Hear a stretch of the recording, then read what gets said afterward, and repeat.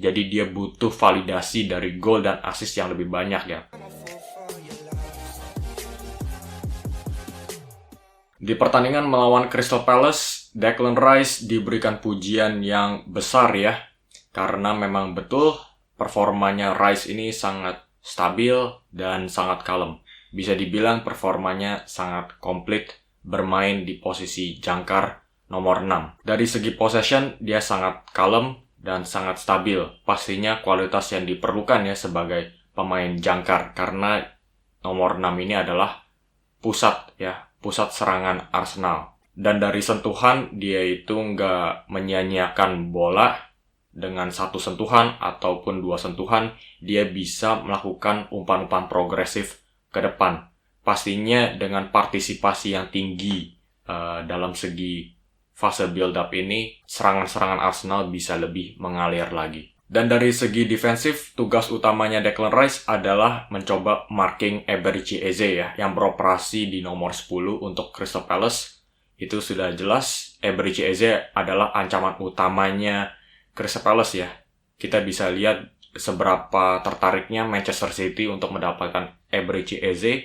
Dalam beberapa hari terakhir ini, diisukan dia bisa dibeli 70 juta euro ya, dari Palace ke Manchester City. Jadi itulah tugas utamanya Declan Rice, bagaimana dia bisa mematikan pengaruh Eberechi Eze. Dan kalau kita lihat di pertandingan kali ini, Eberechi Eze pengaruhnya itu kurang begitu signifikan, dan ini bisa kita atribusikan ke jenderal lapangan Declan Rice di pertandingan kali ini. Jadi kita sekarang langsung mulai aja ke bagian eye test ya. Apa pengaruh Declan Rice ini ketika dia menerima bola?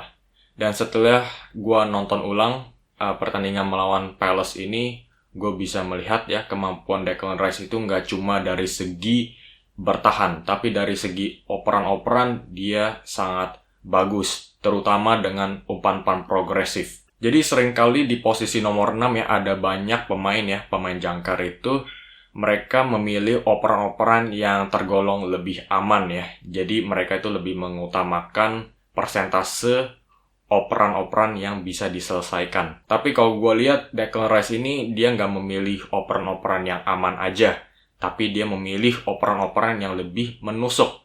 Pastinya ini ada resiko lebih tinggi, operan-operan ini bisa gagal, tapi dia sangat percaya diri dengan kemampuan umpan progresifnya. Dan kalau kita lihat dari sini, dia menerima bola dari Takehiro Tomiyasu di area half space kiri, dan dia menerima bola. Kita sudah bisa lihat seberapa cepatnya Crystal Palace ini mengepung Declan Rice. Ya. Jadi kita bisa lihat dari sini ya. Kalau Declan Rice itu dia memiliki awareness yang sangat tinggi ya. Atau kesadaran ya atas posisi pemain lawan maupun pergerakan-pergerakan temannya di sekitar. Jadi ketika pemain Palace ini mengerubungi Declan Rice, dia sudah tahu pergerakan Gabriel Martinelli di sayap kiri. Jadi ketika dia menerima bola, dia bisa mutar dan langsung bisa melakukan umpan terobosan ke Gabriel Martinelli. Dan hal ini dia lakukan dalam sekejap ya, dalam waktu 1 detik. Nah itu pergerakan Declan Rice di area half space kiri. Tapi ternyata dia juga bisa bergerak di half space area kanan. Dan seperti yang kita lihat di momen ini, dia menerima bola dari Bukayo Saka dari sayap kanan.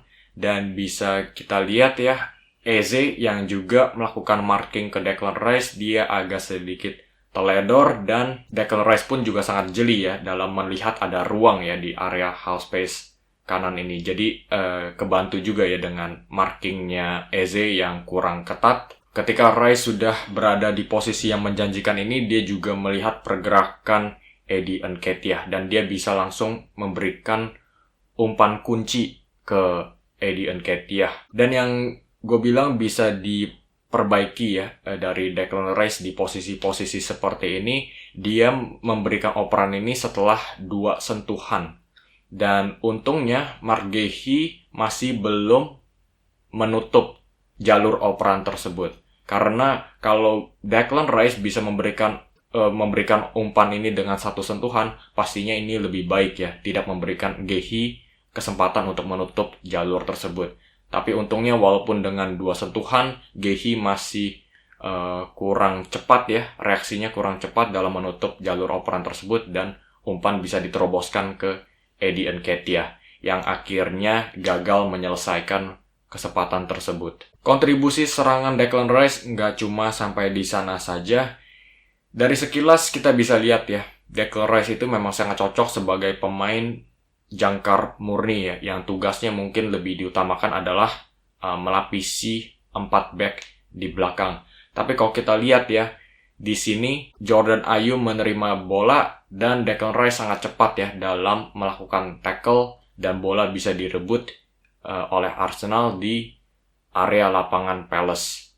Pastinya ini memberikan kesempatan yang bagus ya untuk Arsenal supaya mereka bisa melakukan transisi cepat ke kotak penalti Crystal Palace. Jadi walaupun tindakan-tindakan ini bersifat defensif, tapi juga sangat penting ya ketika Arsenal itu ingin melakukan serangan yang berbahaya. Tapi kalau gue lihat masih ada yang harus diperbaiki oleh Declan Rice ya. Ini masih 2 pertandingan dan pastinya ada ruang perkembangan untuk Declan Rice. Itu kita bisa lihat dari statistik duel di darat dan juga duel di udara. Terutama kita bandingkan dengan Thomas Partey ya, yang menurut gua pantas mendapatkan penghargaan Man of the Match di pertandingan melawan Crystal Palace. Dia adalah standar emas di pertandingan kali ini. Di bagian kiri itu adalah statistiknya Rice, di kanan itu adalah Partey. Nah, di sisi kiri Declan Rice dia mendapatkan 3 duel di darat dan hanya memenangkan 1. Kita bandingkan dengan Partey mendapatkan 7 duel dan memenangkan 6. Jadi dari persentase duel di darat kita bisa lihat ya, Rice masih kalah dibandingkan dengan Partey. Dan kalau kita sekarang maju ke duel di udara, ada 7 duel dan hanya dimenangkan 1 oleh Declan Rice. Dibandingkan dengan Partey, dia mendapatkan 100%, 1 dari 1 duel di udara. Nah, pastinya Arsenal itu akan bertemu dengan tim-tim yang melakukan strategi lebih direct seperti Crystal Palace dalam segi melontarkan umpan-umpan panjang dari belakang langsung ke depan. Dan pastinya ini adalah tugas utamanya Declan Rice ya dalam segi duel-duel di udara ya. Dan kalau kita lihat dari statistik, duel udara ada 7 tapi hanya dimenangkan 1. Pastinya angka ini harus lebih bisa diperbaiki oleh Declan Rice. Nah, kita sekarang masuk ke analisa heatmap-nya Declan Rice. Kita tahu dia itu beroperasi sebagai pemain sentral nomor 6, pemain jangkar. Dan kalau kita lihat ya dari dinamik ya pertandingan kali ini, Crystal Palace itu lebih bersifat parkir bis, dan juga di posisi nomor 6 ini yang marking Declan Rice adalah Eberechi Eze dan Odsonne-Édouard ya. 2 pemain yang menurut gua dalam segi marking itu nggak begitu ketat. Mereka berdua ini lebih bersifat kreatif ya, lebih fokus ke penyerangan, nggak lebih memikirkan sisi defensif. Dan ini merupakan keuntungan besar untuk Declan Rice ya, yang akhirnya mendapatkan kebebasan lebih besar untuk beroperasi lebih banyak di lini depan, terutama di half space kiri dan juga di half space kanan. Itu bisa kita lihat dari heatmap-nya ya. Dia sangat aktif ya di sisi kiri dan juga di sisi kanan. Tapi yang gue perhatikan, Declan Rice ini lebih sering mencondong ke sisi kiri ya, berkombinasi dengan Gabriel Martinelli daripada di sisi kanan. Tapi kita juga nggak bisa menganggap remeh kontribusi Rice di area half space kanan ya, karena seperti yang kita lihat ya, umpan terobosan yang dia berikan ke Eddie Nketiah pun juga terjadi ketika dia sudah menerima bola dari sayap kanan dari Bukayo Saka saat itu. Jadi ini adalah performa yang sangat komplit dari Declan Rice ya, dari segi build up, operan-operannya sangat mengalir, sangat stabil, dan jarang melakukan kesalahan yang fatal. Nah, di Inggris ini sudah mulai ada debat ya. Rice ini sudah mulai dibanding-bandingkan dengan Roy Keane dan juga Patrick Vieira ya, 2 pemain legendaris di posisi jangkar. Dari segi penampilan, ya jelas Rice itu penampilannya masih di bawah kedua pemain tersebut. Dan dari segi gol dan assist, ini statistik yang dibanding-bandingkan ya dengan dua pemain jangkar ini. Rice 10 gol, 10 assist. Keane 39 gol, 33 assist. Patrick Vieira 31 dan 34. Dan mungkin statistik yang lebih akurat yang harus digunakan adalah jumlah game per gol atau assist. Ini mengartikan jumlah game yang diperlukan ya untuk menciptakan 1 gol dan 1 assist. Lebih rendah statistik ini lebih bagus kontribusinya.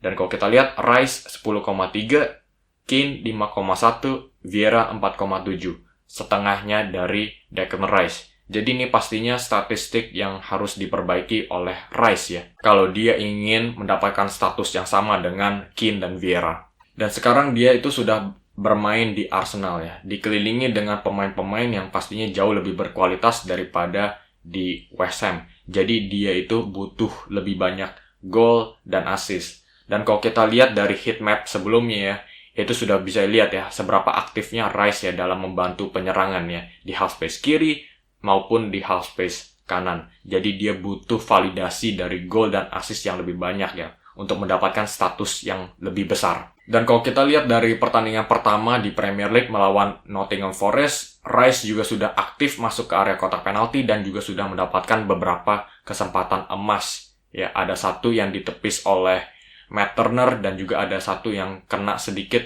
tiang ya. Jadi potensinya Declan Rice ini sudah mulai kelihatan. Dan juga mungkin di pertandingan yang lebih mudah dia akan lebih mendapatkan kebebasan lebih besar ya untuk maju ke depan sebagai pemain nomor 8. Jadi patut dilihat perkembangan Declan Rice. Apakah dia bisa menyamai status Roy Keane dan Vieira? Tapi sebelum itu dia harus bisa menyamakan ya level kontribusi gol dan assist kedua pemain ini. Coba kasih komen di bawah pendapat kalian antara perbandingan Rice dan juga dua pemain legendaris tersebut. Oke guys, sampai di sini aja video kali ini. Coba kasih pendapat kalian di komen di bawah apa aja yang mau kalian tambahkan tentang Rice. Jangan lupa klik like dan subscribe karena gue bakal terus upload konten-konten Premier League di hari-hari mendatang. Buat kalian yang sudah subscribe ke channel ini, terima kasih banyak atas dukungan kalian. Oke, sampai di sini aja video kali ini. Sampai jumpa di video selanjutnya dan terima kasih sudah menyaksikan.